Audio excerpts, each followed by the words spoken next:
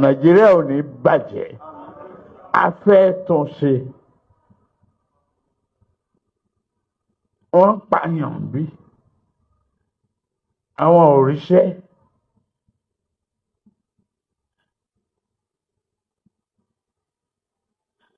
Àwọn èèyàn ro àrùn àjàkálẹ̀ tó kọ́ ṣe wá tó set economy back.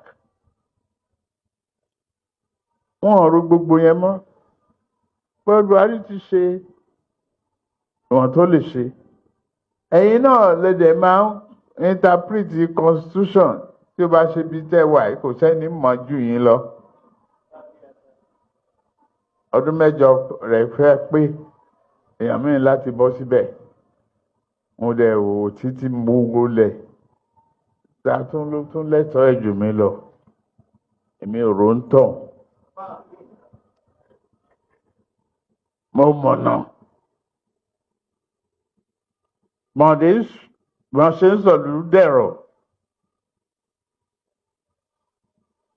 Ọlọ́run dẹ̀ fi kẹ́mi, ó fi ọpọlọ kẹ́mi.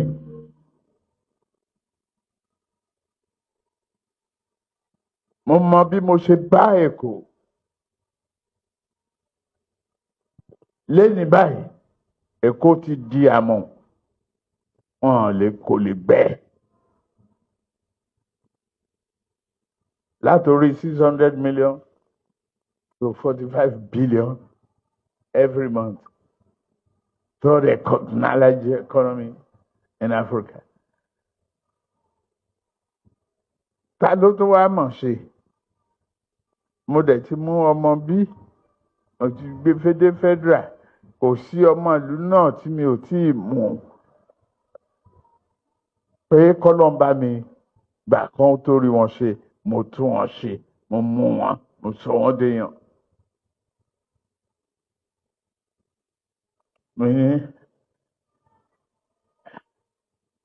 Ẹni bá mọ̀nà ló yẹ ká tẹ̀lé. Èmi ni mo mọ̀nà.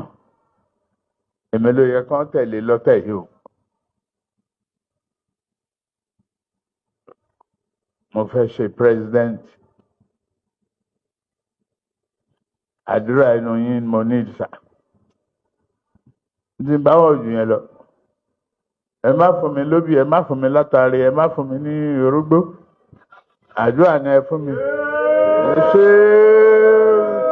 àdúrà lẹ fún mi kó sì mí débẹ̀. Kẹ́dẹ̀ dúró tì mí gbọ́n. Mo dúpẹ́ o, ẹ̀mí yín á. Wá torí lè dé ṣe.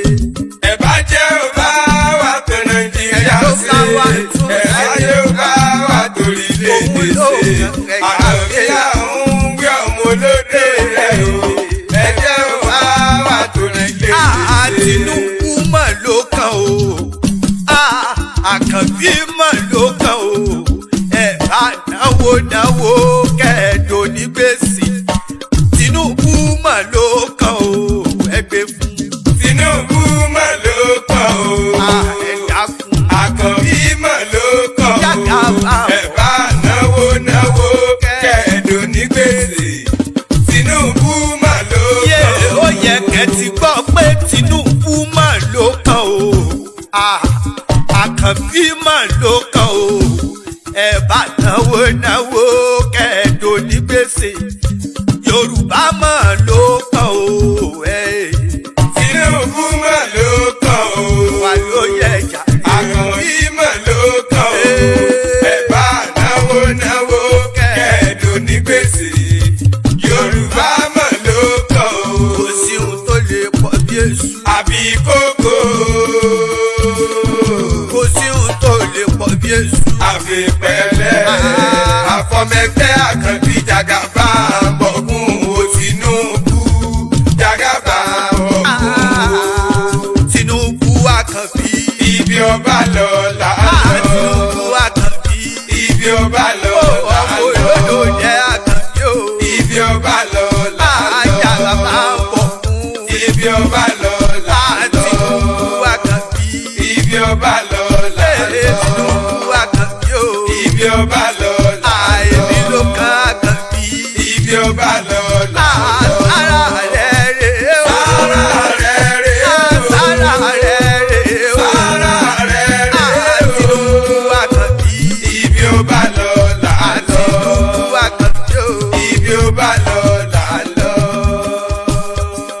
ó bá lọ là á lọ.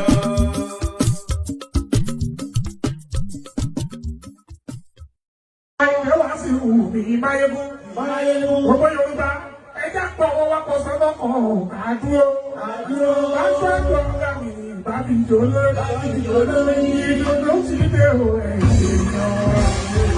Káàmà ẹ̀ èlò òkú. Ṣẹ̀rí bá aṣáájú ọ̀gá mi bàbí ìjòló.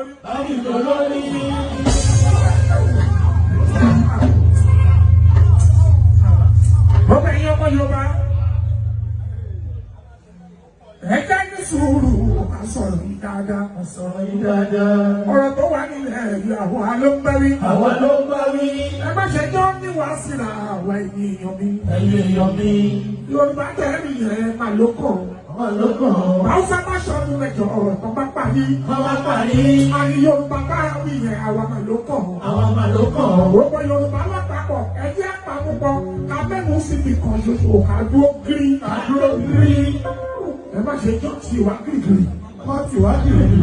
Ẹ má ṣe jọ́ tiwa gírígírí. Aṣáájú ọ̀gá mi ìbábí jọ lórí. Ìdùnnú ti dé èèyàn wa. Aṣáájú ọ̀gá mi ìbábí jọ lórí.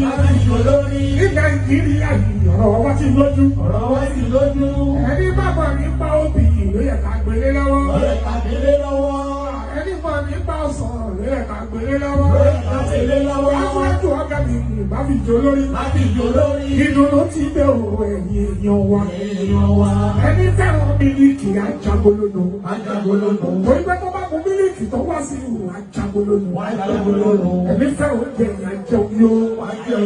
Ọmọ tó fẹ́ kàwé àríwé kà. Ilé ìwòsàn ogun àbálọ nígbà ìyá túrú aṣíwájú ọ̀gá mi olórí. Ìdùnnú ti dé òwò ẹ̀yìn èèyàn wa. Yàrá àbú ẹ̀.